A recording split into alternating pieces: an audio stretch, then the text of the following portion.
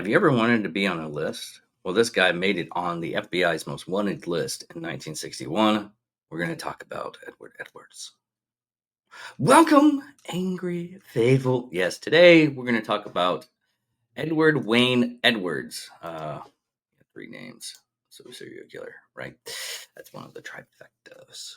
Uh, now, this guy, it's kind of weird on his span of murder. Well, as a serial killer, because it says his time spans is 1977 to 1996.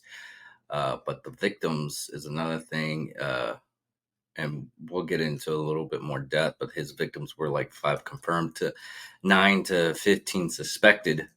It's one of those things that we really don't know the span on some of these killers, because sometimes they have small amount, but they actually did a whole lot. If you watch the, I guess is a Apple Plus serial killer series that they had there, Blackbird.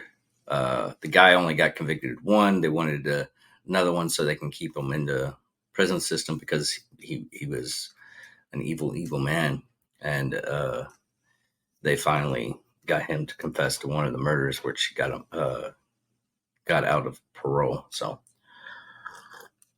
which is a good series. The guy that played him, he's played into a lot of roles. I mean, even like he played in a role in Cobra Kai TV series, and yes, I know it's just not even going with the uh, actual rest of the episode. But I like that guy. He seems like a decent fellow. But anyways, let's actually get back to the actual serial killer and my ramblings to stop. Now, Edward Edwards was born in Corono. Corono. Let's make sure. Stephanie Hawkins, because Stephen Hawkins apparently went to the island Akron. Okay, Akron, Ohio, in 1933. In his autobiography, Edwards wrote that he grew up in an orphanage and he was abused both physically and emotionally by the nuns there. Edwards was allowed out of juvenile detention to join the U.S. Marines, but eventually went AWOL and was dishonorably discharged. He traveled frequently in his 20s and 30s, working as a ship docker, vacuum cleaner, retailer, handyman, among other sordid jobs. In 1955, Edwards escaped from a jail in Anchorage. Anchor. This city's name's gonna mess me up, and it's only in there a couple of times. Akron, Jesus. Well, no, if you actually follow the series, my reading is now good. Anyways, drifted around the country robbing gas stations. He wrote that he never disguised himself during these crimes because he wanted to be famous. After spending several years as a fugitive, he was placed in the FBI's 10 most wanted list in 1961, following a 1960 escape from a Portland, Oregon jail, where he had been held on suspicion of impersonating a federal officer. After his 1962 capture, he was imprisoned in USP Leavenworth, for which he was paroled in 1967. Edwards claimed that that the influence of benevolent guard at Leavenworth reformed him. He married and became a motivational speaker. Edwards appealed in television show To Tell the Truth in 1972, and What's My Line? He wrote an autobiography, The Memphis of a Metamorphosis of a Criminal, The True Life of Ed Edwards, in 1972. By 1982, he had returned to crime and was imprisoned in Philadelphia for 2 years for arson.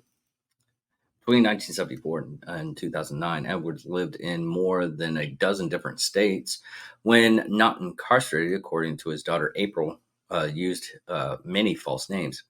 In 1993, letter to the FBI found in his papers, Edward requested his criminal and history records for cities in 19 states, claiming that J. Edgar Hoover more or less gave me permission to proceed.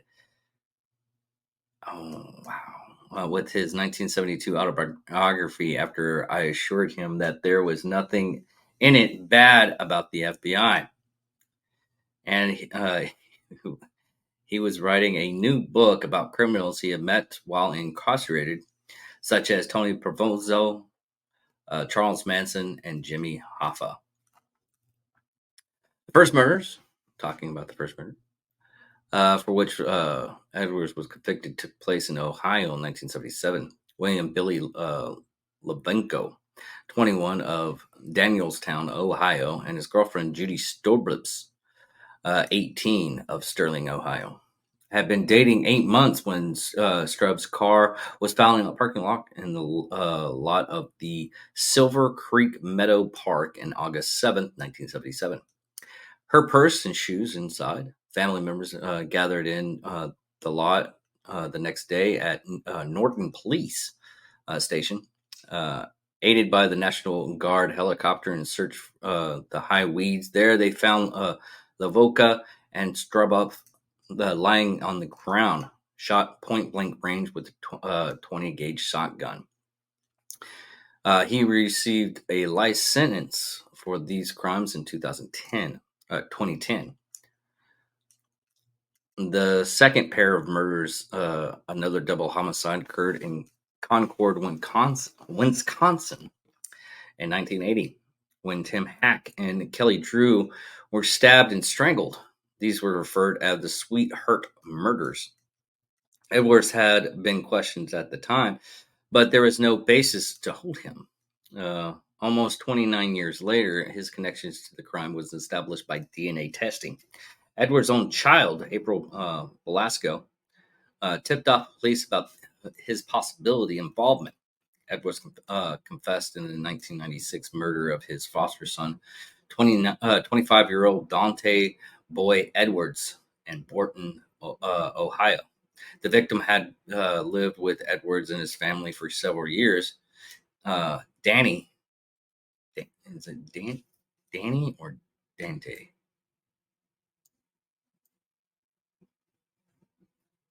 That's fine. Stephanie Hawkins. Danny. Oh, okay, I messed that up. Danny, the original name was Danny Law Goldcritch. Gro- gro- gro- I hate burping and trying to say something. It's horrible. Grosvenor. Edwards murdered Grosvenor in a scheme to collect $250,000 in his insurance money. Danny Boy, a soldier in the U.S. Army, was persuaded by Edwards to go AWOL from the Army and took him by him to the woods near his house in Burton, Ohio. There, Edwards shot him twice in the face, killing him, and left his body in the shallow grave, where it was later discovered by a hunter. Edward was sentenced to death for this crime in March 2011. He died in prison of natural causes a month later. Now, his death was natural causes in the Correctional Medical Center in Columbus, Ohio, in April 7th, 2011, he avoided the lethal injection because he died in April. He was set for the death sentence in August 31st. Wow. Now, other possible murders that they have on here that he might have been privy to, according to Philip Stanford in his book, Pantheon Allen Files. Edwards may have been responsible for the murder of Beverly Allen and Larry Payton in Portland, Oregon in 1960. Like I said, it varies because they don't know if he actually done a lot of the murders that they found more murders. Two men were arrested and imprisoned for these murders, but released from prison early. Authorities maintained that the correct persons were prosecuted, which they weren't, apparently. It's one of those things. It's hard to. Anyways. In March 2017, Detective Chad Garcia of Jefferson County Sheriff's Department, who was in charge of the Sweetheart murders case, described how the murderers of Hack and Drew were solved following a tip-off from Edward's daughter, April. Garcia said he was pretty confident there was at least 5 or 7 more murders committed by Edwards. Who knows beyond that?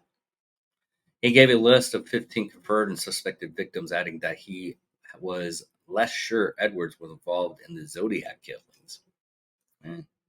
They just still don't know who the killer of the Zodiac. No, they still don't. Retired homicide detective John Cameron suspected Edwards was responsible for several high-profile cases, including the Zodiac killers in the Bay Area of California and murders of John Benet Ramsey. However, his claims have been proven highly controversial. Man, we went over that case, and that was a weird case. In the media, in October 1972, Edwards appeared in a television game show To Tell the Truth, claiming to be reformed and denying having committed any murders, which by that time frame he probably did. Former police detective and cold case investigator J.A. Cameron published a true crime book, It's Me, Edward Wayne Edwards, the serial killer you never heard of. And in 2014, claiming along with other murders Edwards hadn't confessed to, and that Edwards was the Zodiac killer. The book Cameron's claims where he met many of almost universal disdain, especially for the law enforcement. In 2017, A&E broadcast program describing the murders of Tim Hack and Kelly Drew. In 2018, investigators discovered broadcast an episode called My Father the Serial Killer, which tells the story of how Edward's daughter realized that her father had committed so many crimes, even the Sweetheart murders, and tipped off authorities, leading to his arrest and conviction. The daughter told People magazine that Edwards had a dark side and verbally and physically abused her mother, Kay, and making the children watch videos about the Zodiac killer while screaming, "That's not how it happened." In the episode, she affirmed that she thought her father was the Zodiac killer. I wonder, damn, he's dead. Can't confirm that. They probably went into it.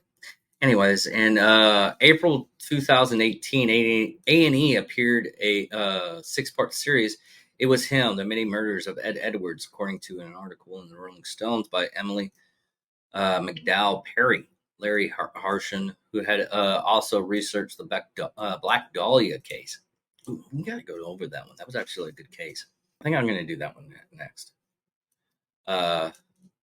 Cameron used use of a website which Cameron believed that the authorities by Edwards Cameron efforts to reach out to Kathleen Zener, attorney for Stephen Avery, were unsuccessful. And Stephen Avery was a convicted murderer who had previously been wrongfully convicted of the 1985 of sexual assault attempted murder. After 18 years of a 32-year sentence, Avery was exhorted by DNA testing. But in an email, Zeller doubted that Edwards could have murdered Teresa Hallblich, while citing no evidence which definitely excluded him. McDowell Perry claimed that Cameron established his theories in the A&E documentary, citing the lack of evidence that the Zodiac killer's hood was made of leather, but also noted that the detective Chad Garcia agreed that Edwards had committed more than 5 murders in which he was convicted. And that's about it. Man, I wonder. All right, we're going to go a little bit in depth because we we're at 15 minutes. So I'm going to go into something real quick because I am interested. Because murderers like this, they probably do like more crimes than they than people think. Late 1960s. Was he even in the area? Let me see here real quick because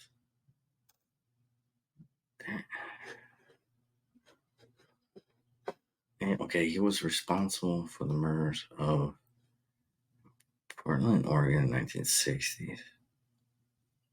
60. Two men were okay. So, okay. Here's what. No, it couldn't have been him. Edwards was actually captured in 1962, what we've already went over, and in which he was also paroled in 1967. Now, the Zodiac killing, oh shit, I might be wrong. It happened in 1968 and 1969. So, he was released from prison. But, okay. Okay, he was reformed. He was in that area because he did that television show, but that was in 1962. There's no time frame where he was a motivated speaker. We can't get a confession of him. I mean, there's a lot of stuff that be, but we have to figure out. Let me go over something else. See if I can get a definitive. I'm gonna do a little bit more research on this guy. I know I only did like 18 minutes on this. I got a lot of stuff to do, and hopefully we can get a lot of other guests on some other stuff. But that's interesting. It is so interesting. I'm reading this stuff, and I'm gonna order the book, Metamorphosis of a Criminal, and see if I can get a little bit more answers. Or I'll go to the library and pick it up, see if I can get it there or find it. Anyways, I'm gonna get back on this one, and we'll just call it the first half. Hopefully, down the road after I get all this stuff. Let's see if I can get any definitive proof that he didn't, because he was wanted since 1968. I guess that wanted stuff was for the Hispanic crimes, for that's the Zodiac Killer deal.